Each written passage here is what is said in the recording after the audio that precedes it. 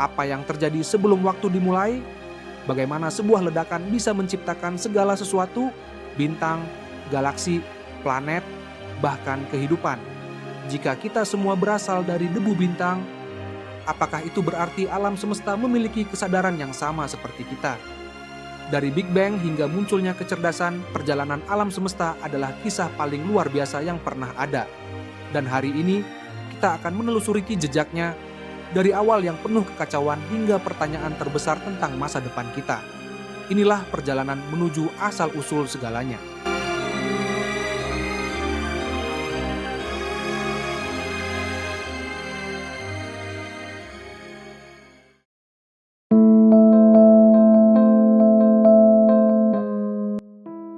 Di awal waktu tidak ada apapun, tidak ada ruang, tidak ada waktu, tidak ada materi.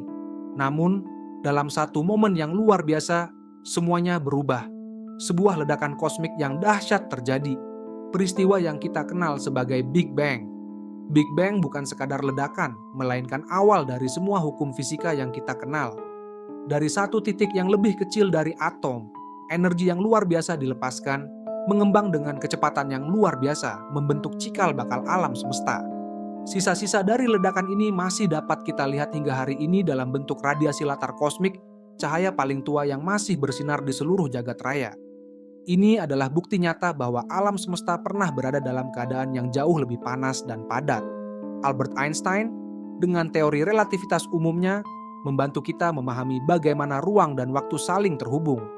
Persamaannya yang terkenal, E sama dengan mc², menunjukkan bahwa energi dapat berubah menjadi materi, proses yang menjadi fondasi bagi segala sesuatu yang ada saat ini. Saat suhu mulai turun, partikel-partikel dasar mulai terbentuk, proton, neutron, dan elektron. Dari partikel-partikel inilah atom pertama tercipta, menjadi bahan penyusun alam semesta yang kita kenal sekarang. Namun, alam semesta masih gelap. Cahaya pertama baru akan muncul ketika bintang-bintang pertama lahir, mengubah kegelapan menjadi lautan cahaya yang menerangi jagat raya. Tapi bagaimana bintang pertama bisa terbentuk dari kehampaan, dan bagaimana mereka menjadi kunci bagi kehidupan?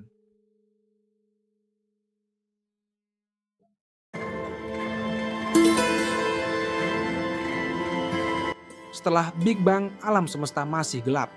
Tidak ada cahaya, hanya hamparan gas hidrogen dan helium yang terbentang di kehampaan. Namun, dalam kegelapan ini, sesuatu yang luar biasa mulai terjadi. Di bawah pengaruh gravitasi, awan gas raksasa mulai berkumpul. Seiring waktu, tekanan dan suhu di inti awan ini meningkat drastis, hingga akhirnya sebuah fenomena kosmik terjadi. Proses fusi nuklir dimulai. Cahaya pertama akhirnya lahir. Bintang pertama bersinar di kegelapan alam semesta. Bintang-bintang pertama ini tidak seperti yang kita kenal sekarang. Mereka raksasa, jauh lebih besar dan lebih panas dari matahari kita. Dalam intinya, mereka mulai menciptakan unsur-unsur baru, karbon, oksigen, besi, bahan dasar dari planet, kehidupan, dan bahkan diri kita sendiri. Tetapi bintang tidak hidup selamanya. Ketika mereka kehabisan bahan bakar, mereka mengalami akhir yang dramatis. Sebagian meledak dalam supernova yang dahsyat, menyebarkan unsur-unsur yang mereka ciptakan ke seluruh alam semesta. Dari puing-puing inilah generasi bintang berikutnya lahir, lebih kompleks, lebih stabil. Gravitasi juga bekerja dalam skala yang lebih besar. Miliaran bintang berkumpul membentuk struktur yang lebih besar, galaksi. Spiral, elips, dan tak beraturan, galaksi-galaksi ini menjadi rumah bagi triliunan bintang. Salah satunya adalah galaksi kita, Bima Sakti. Namun, bintang dan galaksi saja belum cukup untuk menciptakan dunia seperti yang kita kenal. Diperlukan sesuatu yang lebih, sebuah tempat untuk kehidupan bertumbuh. Bagaimana unsur-unsur yang tersebar di alam semesta ini bisa berkumpul menjadi planet, dan apa yang membuat satu di antaranya, bumi, menjadi istimewa.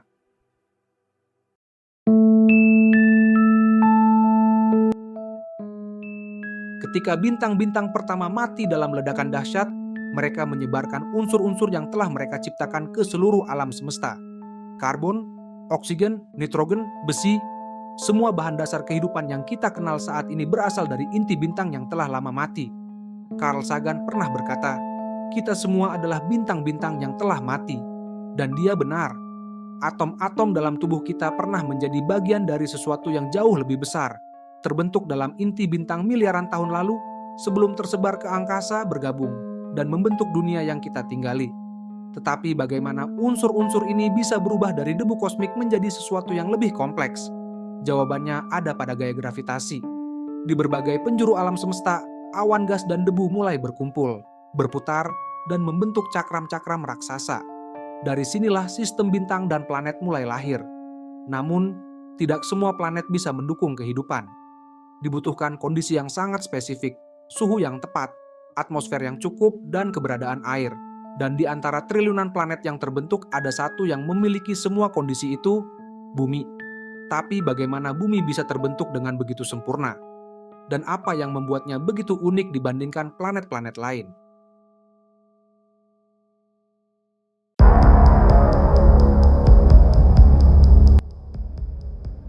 Sekitar 4,6 miliar tahun yang lalu, di sudut kecil galaksi Bima Sakti, sebuah bintang baru lahir. Di sekitarnya, awan gas dan debu mulai berkumpul, berputar, dan membentuk cakram yang panas dan bergejolak. Dari kekacauan inilah tata surya kita terbentuk. Gravitasi menarik partikel-partikel kecil untuk bergabung, menciptakan benda yang semakin besar. Seiring waktu, tumbukan dan akumulasi materi melahirkan planet-planet pertama. Beberapa menjadi raksasa gas seperti Jupiter dan Saturnus, sementara yang lain tetap berbatu, termasuk satu planet yang akhirnya akan menjadi rumah bagi kehidupan, Bumi. Namun, Bumi di masa awal bukanlah tempat yang ramah. Permukaannya masih panas, sering dihantam oleh asteroid, dan atmosfernya dipenuhi gas beracun. Tapi perlahan, sesuatu yang luar biasa terjadi. Suhu mulai stabil, lautan terbentuk dari uap air yang mengembun, dan kondisi menjadi lebih mendukung bagi sesuatu yang belum pernah ada sebelumnya, kehidupan. Dari mana kehidupan pertama berasal? Apakah ia muncul secara spontan dari lautan purba? Ataukah ada kekuatan lain yang membawanya ke bumi?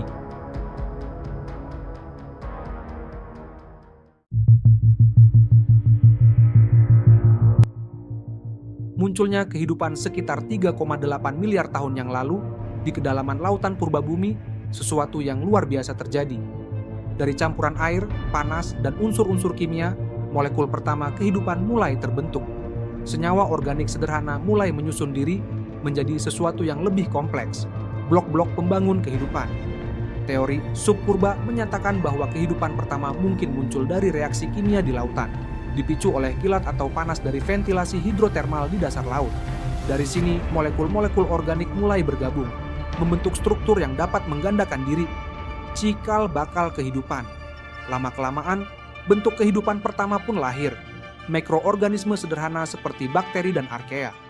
Mereka adalah makhluk pertama yang mengubah dunia, mengisi lautan dengan kehidupan yang perlahan berkembang. Namun, kehidupan tidak berhenti di sini. Beberapa organisme mulai melakukan sesuatu yang revolusioner, fotosintesis. Mereka menggunakan cahaya matahari untuk menghasilkan energi, melepaskan oksigen ke atmosfer, dan secara perlahan mengubah wajah planet ini selamanya. Dengan atmosfer yang kaya oksigen, kehidupan mendapatkan peluang baru untuk berevolusi. Dari sel tunggal menjadi organisme multiseluler, dari lautan menuju daratan. Evolusi mulai bekerja, menciptakan bentuk kehidupan yang semakin kompleks. Tapi bagaimana kehidupan bisa berkembang dari makhluk kecil tak terlihat menjadi makhluk dengan kecerdasan yang luar biasa?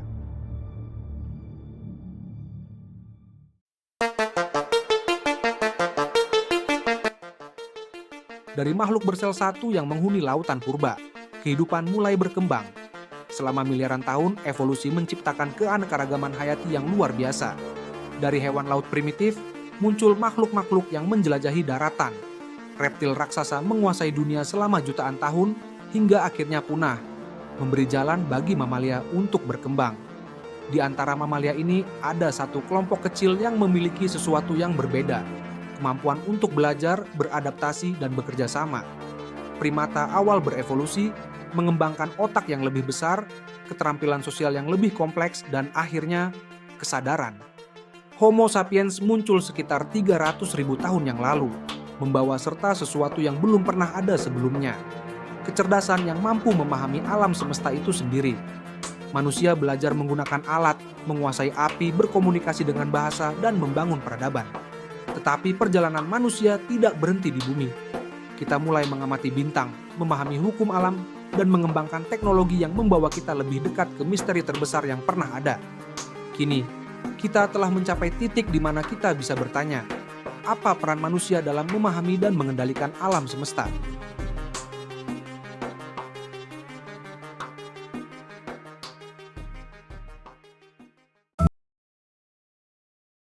Dari ledakan kosmik yang membentuk alam semesta hingga munculnya kesadaran manusia, perjalanan ini telah membawa kita pada pertanyaan terbesar. Apa arti keberadaan kita di alam semesta yang luas ini? Manusia adalah satu-satunya spesies yang mampu merenungkan asal-usulnya dan mencoba memahami hukum-hukum yang mengatur realitas. Berkat para pemikir seperti Albert Einstein, kita memahami bahwa ruang dan waktu saling terkait, bahwa gravitasi membentuk gerak bintang dan planet, dan bahwa energi serta materi adalah dua sisi dari koin yang sama. Namun, meskipun kita telah mengungkap banyak misteri alam semesta, masih ada pertanyaan yang belum terjawab. Apa yang terjadi sebelum Big Bang? Apakah kita sendirian di alam semesta? Dan bagaimana nasib akhir kosmos? Beberapa teori menyatakan bahwa alam semesta akan terus mengembang selamanya, hingga akhirnya menjadi dingin dan sepi. Yang lain berpendapat bahwa gravitasi akan menariknya kembali dalam kehancuran besar, mengulang siklus penciptaan dan kehancuran. Tetapi ada satu pertanyaan yang lebih besar dari semuanya. Apakah kita sekadar pengamat yang terjebak dalam arus waktu, ataukah kita memiliki peran dalam membentuk masa depan alam semesta? Apa pendapat kalian? Apakah manusia ditakdirkan hanya untuk memahami alam semesta, ataukah kita memiliki tanggung jawab untuk mengubah dan melindunginya? Beritahu pendapat kalian di kolom komentar. Dan jika kalian ingin melihat lebih banyak video seperti ini, tuliskan topik yang ingin kami bahas selanjutnya. Jangan lupa untuk like, share, dan subscribe agar tidak ketinggalan eksplorasi berikutnya. Sampai jumpa di perjalanan menuju pengetahuan yang lebih besar.